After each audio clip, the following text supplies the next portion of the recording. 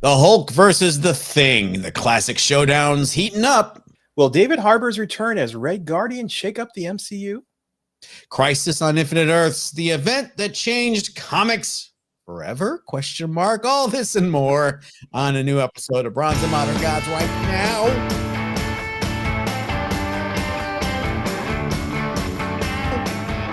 Hello, Richard.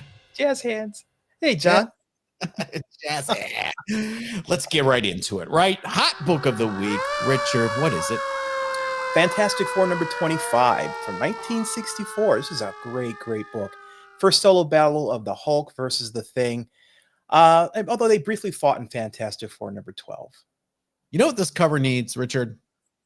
What's that? Captions. Some captions. Some Could you imagine if all the captions were billboards that were there and the characters actually saw them in the background? It's like being on Times Square. This is the kind of cover that, the editorial people over at DC at the time would see, and they would just like sneer at it like, oh, they're no competition. We're not worried about them. And I wonder why it's so extreme. Did Jack pencil those in, or was Jack's art too small and Stan had to fill it up? I have to say, Jack is a pretty confident artist. I don't see him leaving holes unless he was dictated to, or I see this as a Stan thing. Stan is always he's the front man, and he's the hype I could man. see him.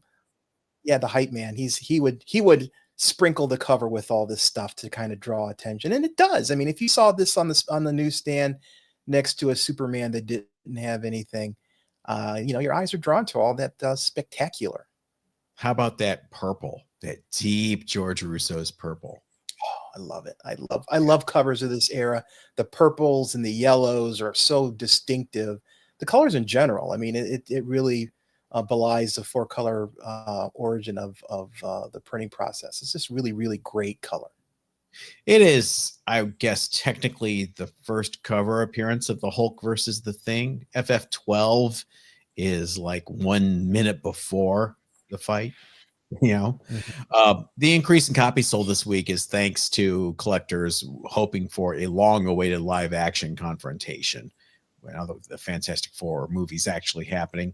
Now, we know why this book is super important, why I have a CGC slab over here. The real reason, people, this is the second Silver Age appearance of Captain America. There's always a priority for John. Exactly. Let's not forget the true reason to have this book. Mid-grade copies, like 5.5s, 6.0s, they're selling for $500 on eBay. Yeah. Do you have yours? I had one and sold it a while ago. They were not always that pricey. Yeah, I got mine during lockdown at a live sale, an Instagram live sale, and I'm glad I did. Yeah, it's one book I do miss having. Well, if you don't have it, you have a chance if you're in Tennessee at the Jackson Comic Expo, March 1st, 2025, just a couple weeks away. It is in Jackson at the Carl Perkins Civic Center with artist Aaron Bartling, Jay Leiston. I hope I'm saying Jay's name right when I keep doing this. Leiston. And you know why you want to go. I know why John wants to go. That's where Rita Repulsa, actress Carla Perez from Mighty Morphin Power Rangers. Imagine the selfies you could have. Plus, lots of comic book vendors, anime, tabletop games, Pokemon, everything pop culture and collectibles. Also, an original Swamp Thing art print limited to just 75 copies by Aaron Bartling, available only at the show in person. You want to go? Hit this QR code on your screen right now if you're on YouTube for tickets and more info. And it is, again, the Jackson Comic Expo, March 1st in Jackson, Tennessee. Richard, let's show off our collections. What do you say to a little show and tell?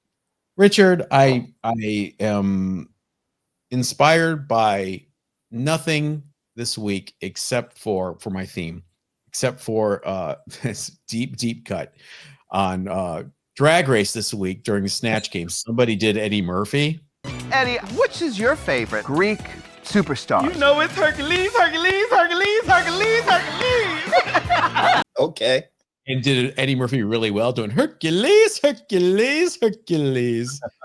So I thought I would show early Avengers Hercules appearances. This is Avengers number 38 with Hercules. I want to love this cover more than I do. It is Gil Kane after all.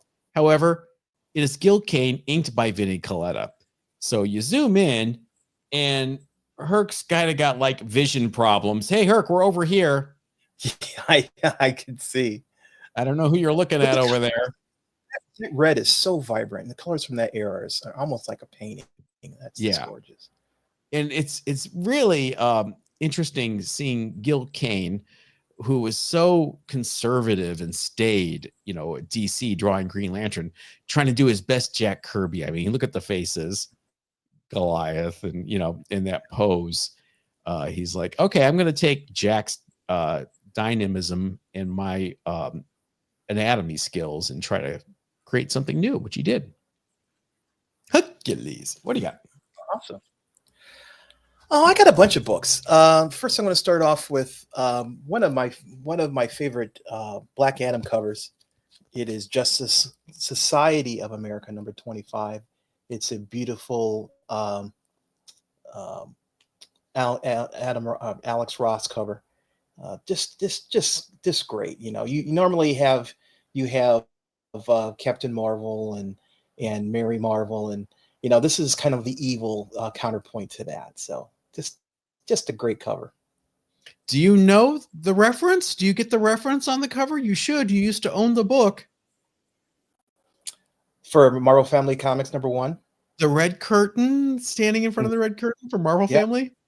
Mm-hmm. Yeah, pretty cool. And I didn't get that. I didn't put the two together until you just mentioned it. But you're right. Yeah, it's a deep cut, a subtle nod, I think. But everything Alex Ross does is very intentional. So hey, what's up, Tinkerer? Look, everybody, it's special guest on the podcast, Tinker Balls. He wanted to make his appearance. He sure did. Avengers 39, nothing better than a back shot of your hero. You go from glorious Gil Kane to adequate Don Heck. I'll call it that. A man's career reduced to adequate.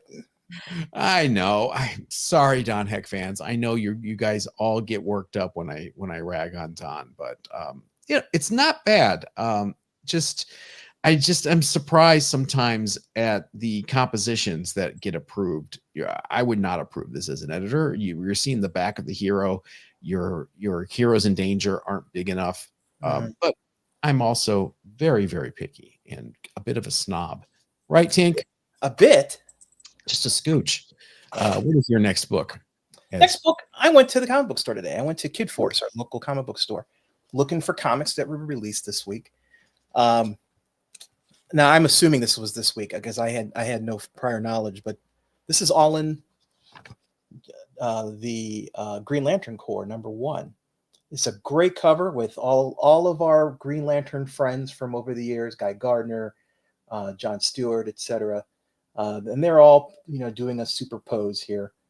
I got halfway through the story. It's a police story. They're policing the galaxy, and they go to Starfire's planet. Oh, what's the name of that? I can't remember the name of it now.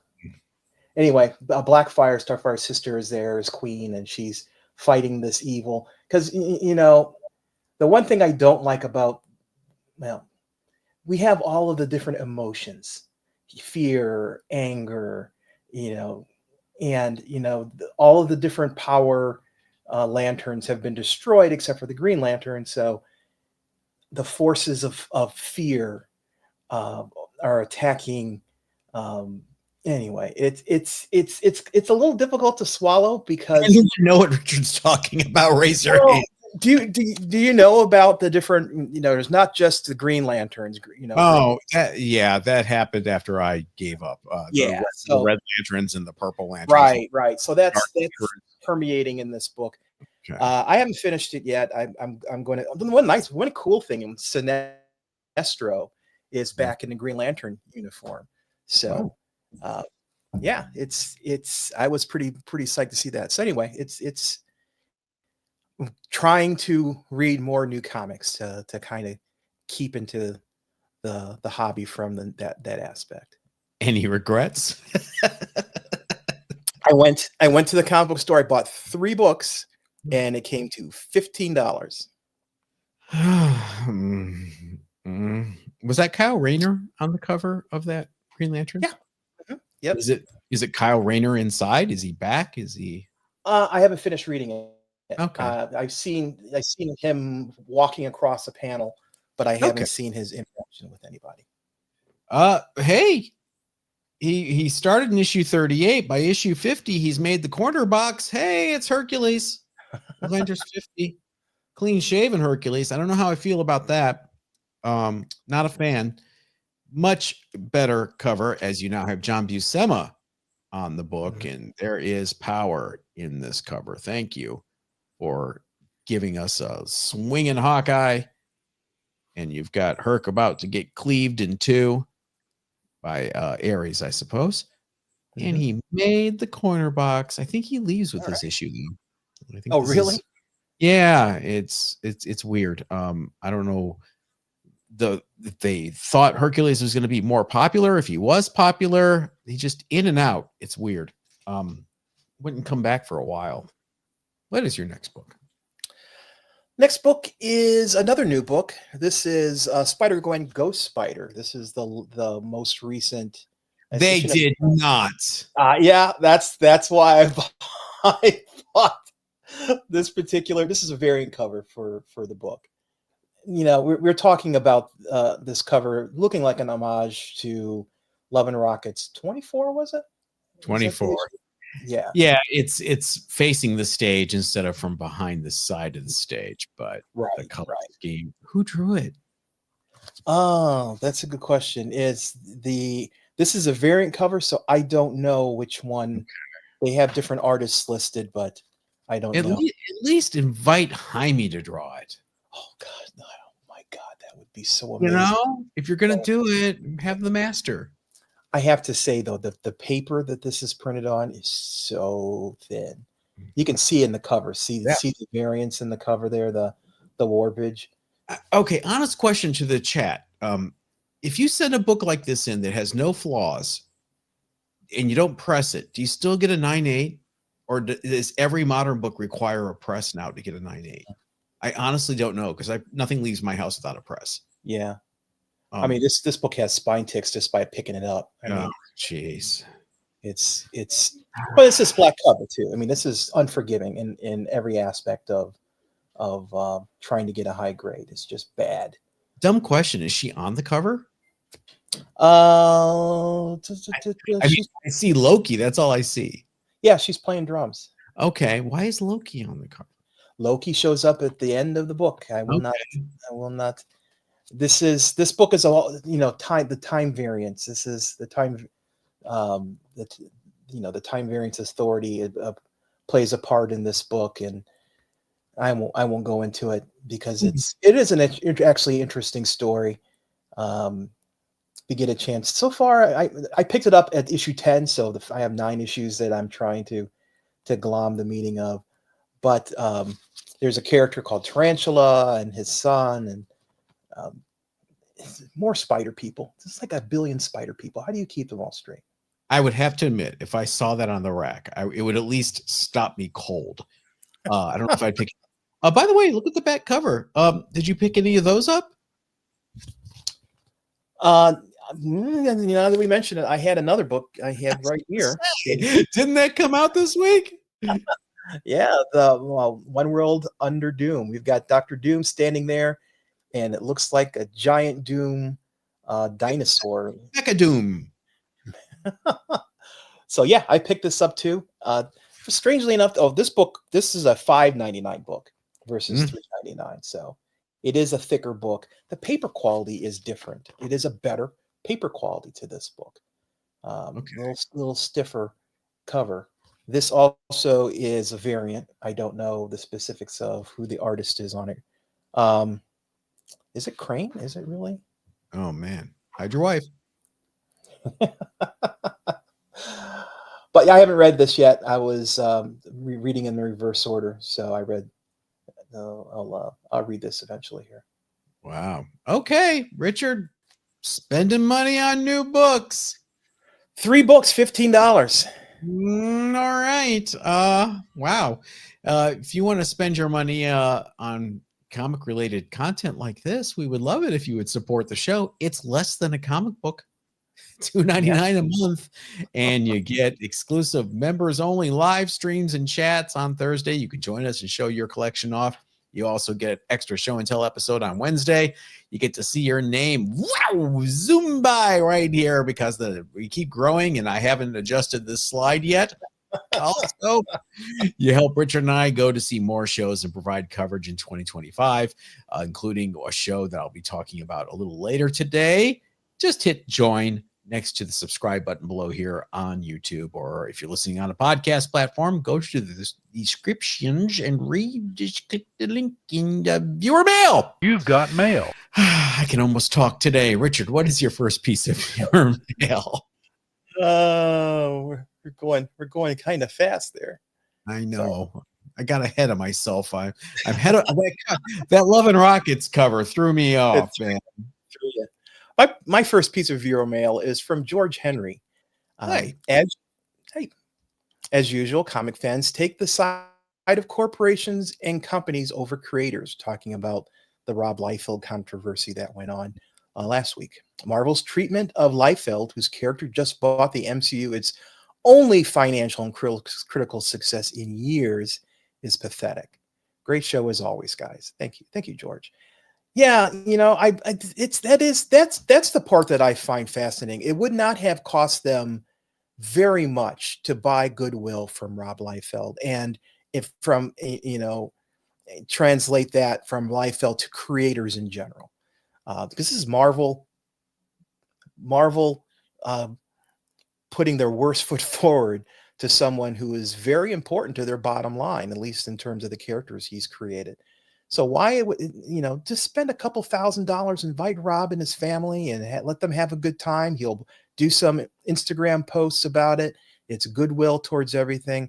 And then that highlights to other artists who may have property that you want to use, that, they're going to be treated well when it's their turn to come in front of Disney and the Disney lawyers. I don't know. I think it was short-sighted. I am listening to his podcast where he talks about the situation. It's from 2 weeks ago.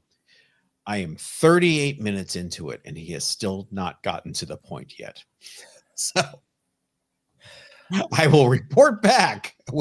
No, I did listen to it. Boy, Rob, someone edit him, please. I'm on his side, but he needs an editor. Yeah.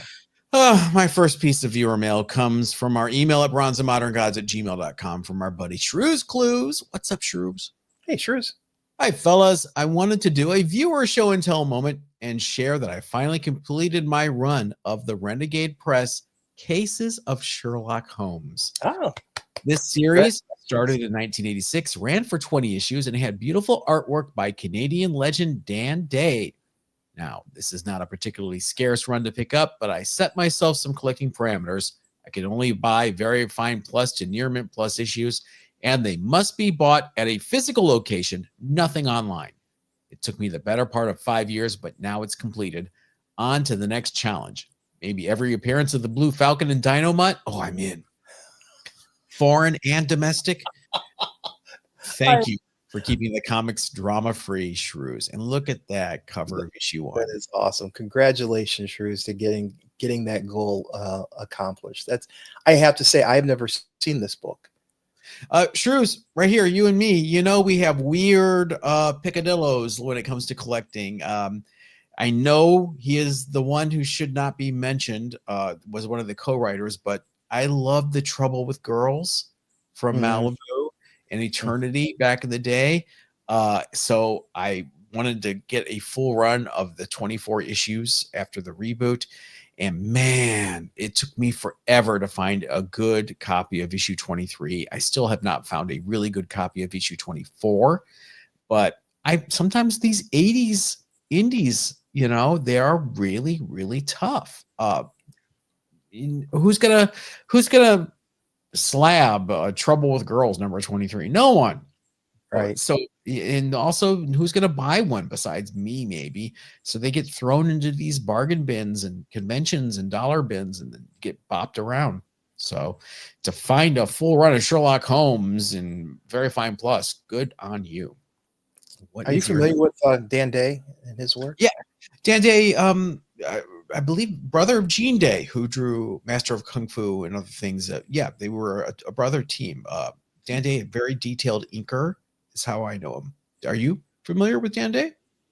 No, I can't say I am. Okay, just thought you asked because you're like, I love Dan Day, John. What is your next piece of viewer mail? My next piece is from Bell Izard. I'm sorry, I'm mispronouncing it. Bell Izard, let's say. I am not going to let any reviews online discourage me from going to see Captain America: Brave New World. I always make up my own mind after I've seen the movie. And there have been very few superhero movies that I've hated outright. Thanks for another great show. Cheers, Robert B. Thank you, Robert. I applaud you, and I definitely in today's environment and atmosphere, people are happy to jump on the negative bandwagon of something with either very, very little reason or even no reason. It writes.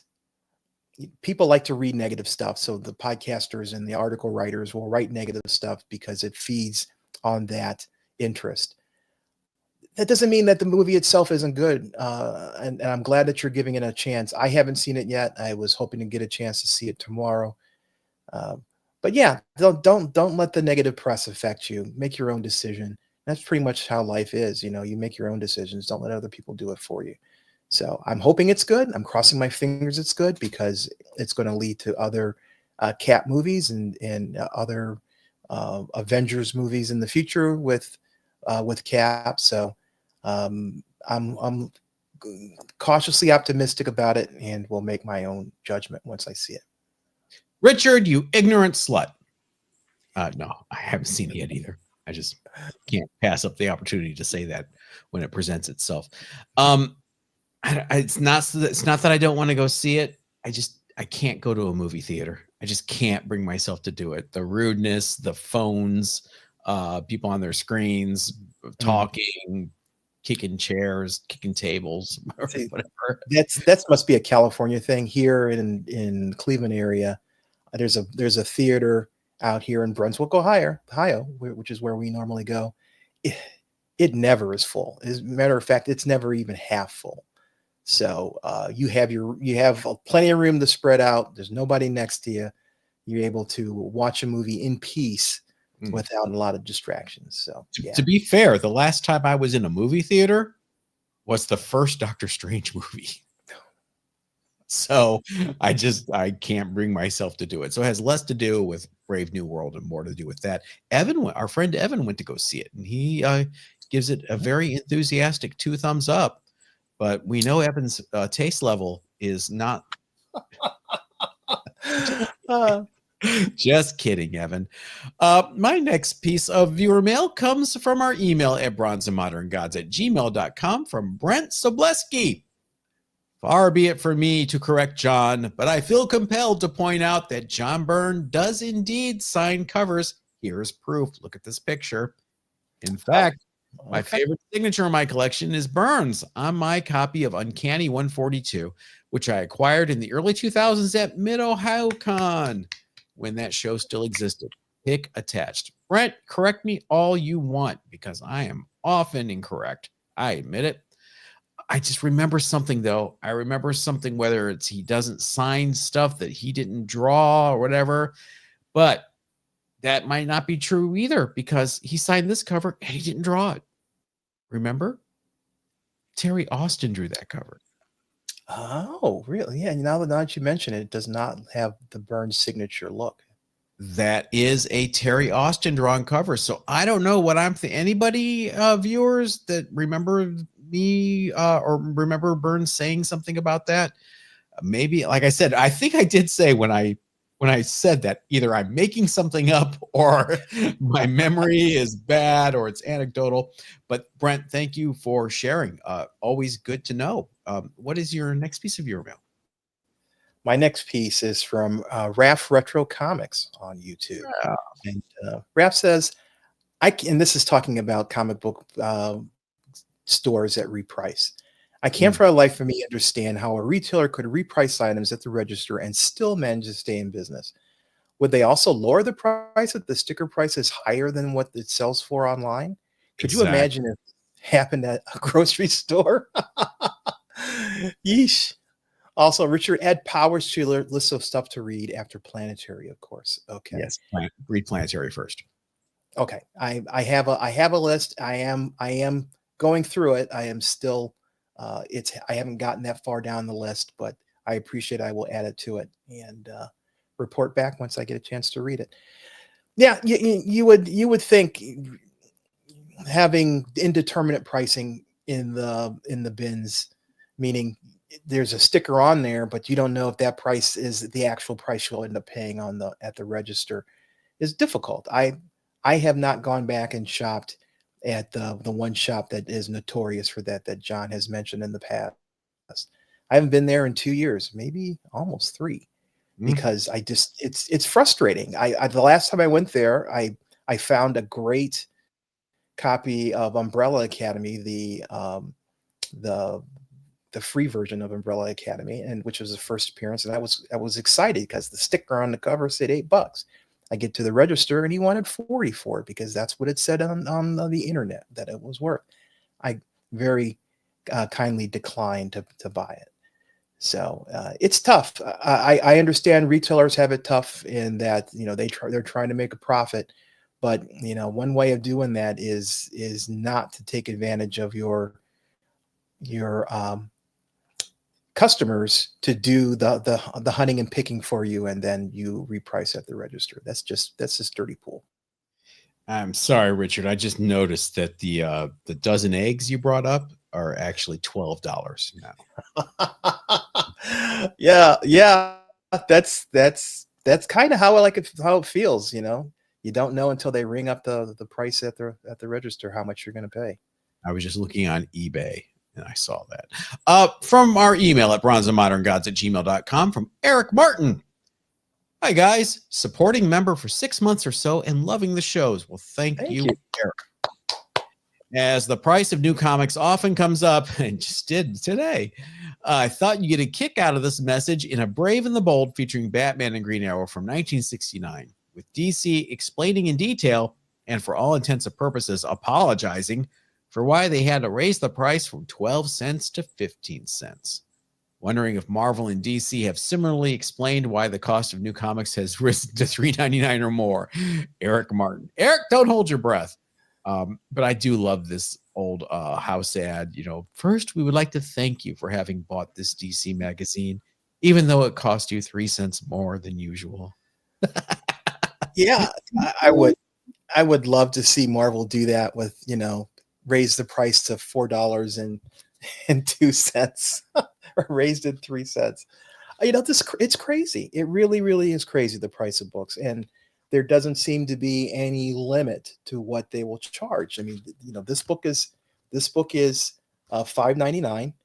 There are $9.99 books out there on a regular basis. Where's the ceiling? I mean, what is the maximum that a comic book buyer is going to spend on, let's say, a 50-page comic? Let's say it's a square bound book. What's the maximum you would be willing to pay? What's the maximum you're willing to pay for a 32-pager? Gods from Marvel was $7.99 a whack. I didn't buy it. That was the first book where I had price resistance as an adult. I was like, no, I'm not doing that. Yeah. It's tough. I understand the medium is not selling like it used to sell, but you don't take it out on the people who are left buying your product. It's sick. The price of medicine. Stand up. We'll get you on your feet again. President gas is up for president. It's like I did like furs, huh? Yeah, very good. Hey, If you want to sing Psychedelic Furs 80s hits with me, you can meet me at the Elite_Comics 11 Expo in Queens, New York, March 8th and 9th. It is a big physical show in Queens with all your favorite Elite_Comics 11 vendors in person with fair prices, amazing comics, and special guest Vincent D'Onofrio, aka the Kingpin, will be there signing autographs. Again, Elite_Comics 11 Expo, Queens, New York, March 8th and 9th. I will be there. Evan will be there. Raphael will be there. Richard will be jealous. Yes, I will be. He will not be there, but we'll be there. So come see us and make sure you're following at Elite_Comics 11 on Instagram for more information. Wow. $5.99, $7.99. Oh, just hold on. Let me do the segue to the old fart roll first.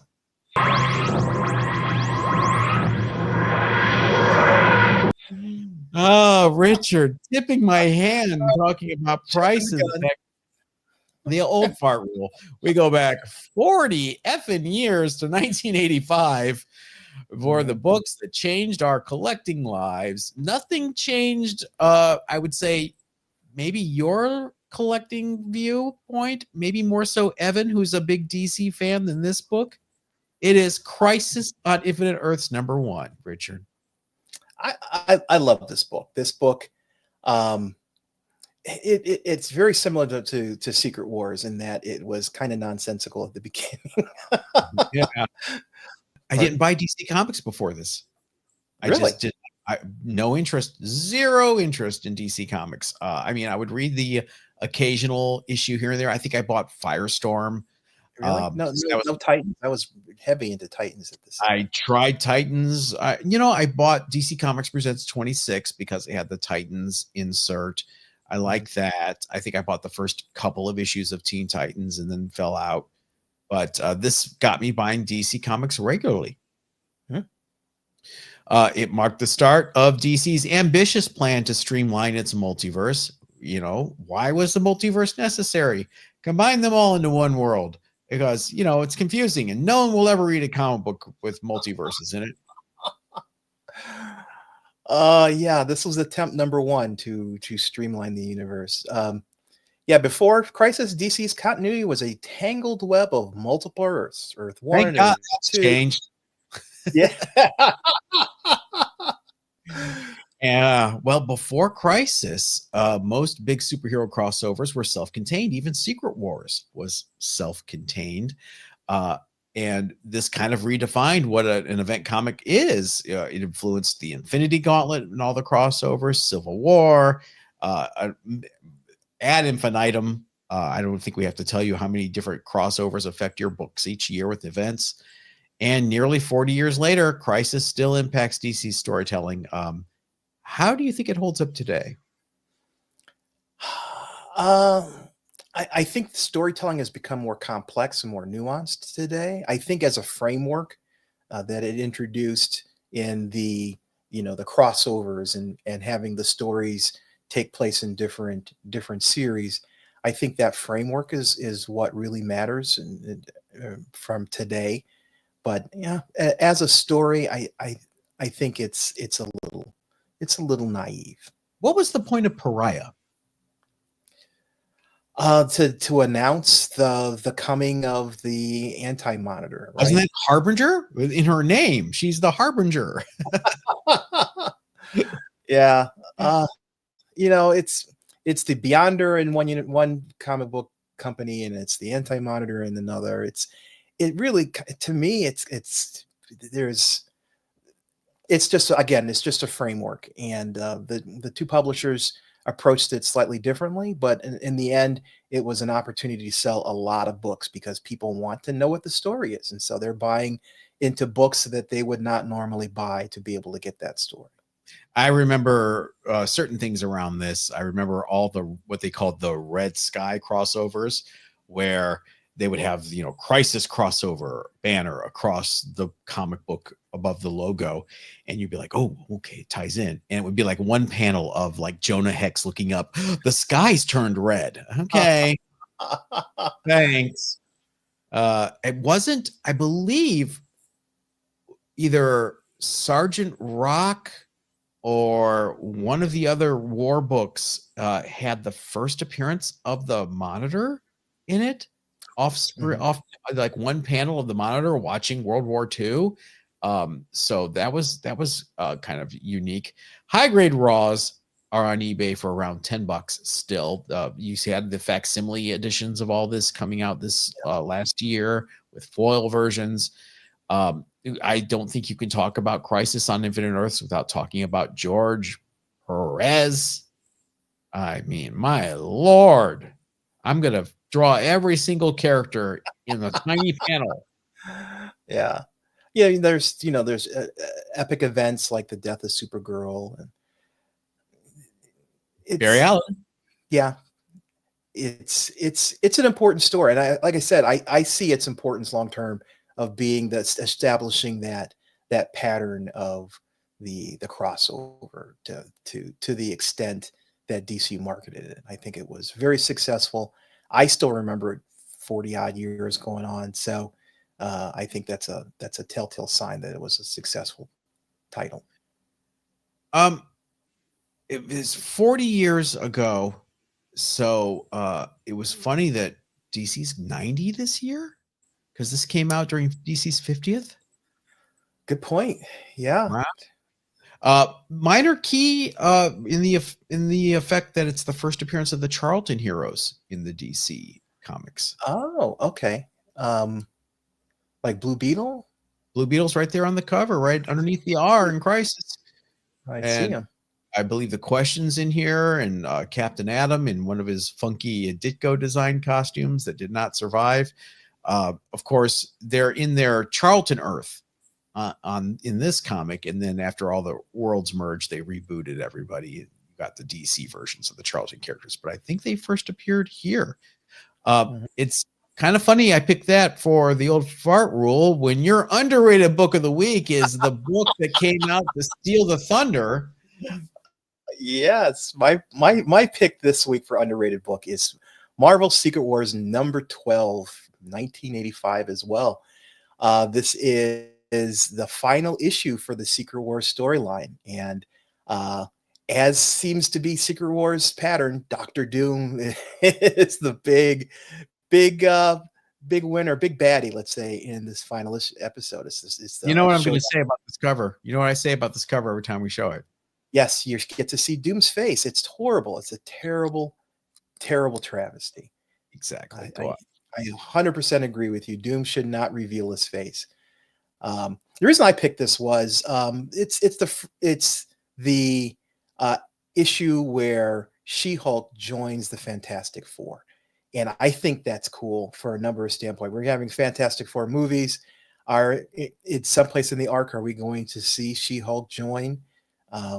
I could see that. That's interesting. I didn't even think of that, because we have her in the MCU. Yeah. I think it would be an interesting switch out for Ben. Of course, you got to have at least 2 movies with Ben in that role. But who knows in the future, or some alternate future. Did they not announce a Secret Wars movie? Yes, they did, but that doesn't mean there isn't going to be. Oh, that's a good point. Ooh. Just saying. Yeah. I don't think it's the Secret Wars, though. It's the other 2015 Secret Wars that they're focusing on. It's got Art Adams panels in the book, which is amazing. If you're an one page. Is it only one page? Page 30 is drawn by Art Adams and inked by Mike Mignola. Okay. But yeah, it's a cool book in that, Doom struggles with ultimate power, and this is why I like Doom as a character. He is so complex, he is so capable, and has the ability to exceed the limitations you think he has. So it's a great story if you like Doom, which obviously I do. But again, I picked it mainly because of the She-Hulk's joining the Fantastic Four. I see your notes that it's a $5 book raw. Is it really just $5 still? It really is. You can go on eBay right now and pick it up for $5, $100 for a 9.8. It is inexpensive. Most of the Secret Wars, with the exception of like number 8, are really, really priced moderately. So number 8, of course, is the black suit, the Spider-Man black suit. So if you want that one, you're going to be paying a premium. But other than that, the series and number one is a little pricey, but the rest of the series is pretty reasonable. I think first Tatiana goes for a little more. Yeah, there's a couple little minor keys, but yeah, I do think it's undervalued still. I think because there's so many of them. I mean, this was a huge seller. It was not hard to find in the comic shops back in the day. Book that is circling back to my show and tell, and also the MCU. My underrated book this week is Avengers number 43. Look, Hercules on the cover again. Hi, Herc in the background. But it is the first appearance of the Red Guardian, written by Roy Thomas, drawn by John Buscema, introducing Alexei Shostakov as the Soviet Union's counterpart to Cap. And it was revealed he was the ex-husband of Natasha Romanoff, the Black Widow, which gives it a little added depth, you know, because they're both Russians, so they must be either related or married. How come he doesn't get a shield? If he's supposed to be the Soviet version of Captain America, shouldn't he have a shield? Because America is better. The end. I call this is my underrated book of the week because of Thunderbolts, of course. The movie, you've got David Harbour. He was actually introduced in the Black Widow movie. Did you see the Black Widow movie? I did. It was good. Like it? I didn't see it. It was good. I won't say it was great, but it was definitely worth the money. I kind of want to watch it because in the trailer, it looks like he's going to steal this movie. He has the best lines. He has the best reactions. And also, you know, you've got U.S. Agent in the Thunderbolts. So there's a potential conflict because they're both were designed to be replacements for Cap. It could tie in to more MCU explorations of the Soviet era programs like the Winter Guard or maybe even a future Black Widow storyline. First Red Guardian's $100 book in mid-grade.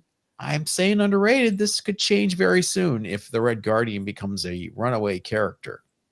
Because, you know, Russia's our friend. Russia's our friend now. Apparently, yeah, I hear that. No, you're right. He has a very charismatic actor, and I think that could really, really catapult him to the foreground of. He could steal the show for the Thunderbolts movie, and if so, we may see more of him outside of that particular role as a member of the Thunderbolts. I thought he did a great job in Black Widow movie. I'm looking forward to seeing what he does in this movie. Well, there he is. And I'm upset with this cover because Hercules is not in the corner box. So that is not a reason to buy it.